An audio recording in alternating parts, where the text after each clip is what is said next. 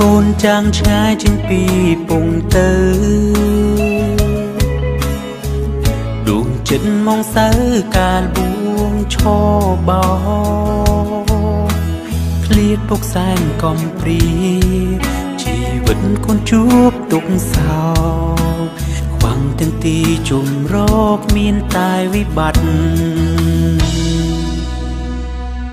កាលបួងលួងលោមរបងលោកីខ្លាំងក្លាไปไกลឲ្យកូនខំចិត្ត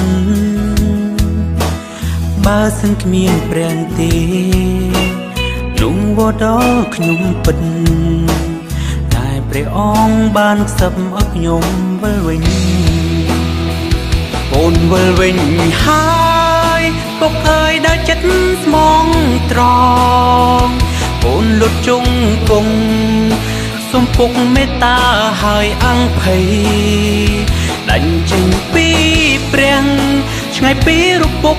កូនមានបាបធ្ងន់ក្រៃសូមអន់ទងហើយប្រណីដល់កូនពើផងចុង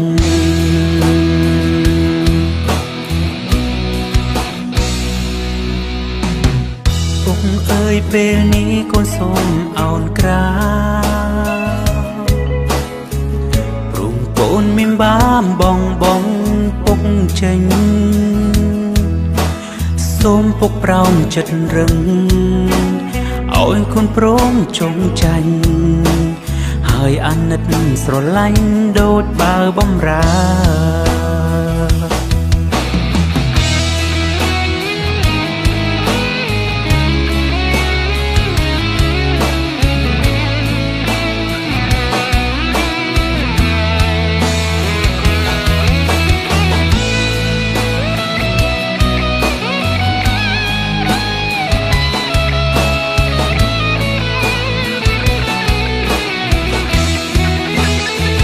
កូនវិលវិញហើ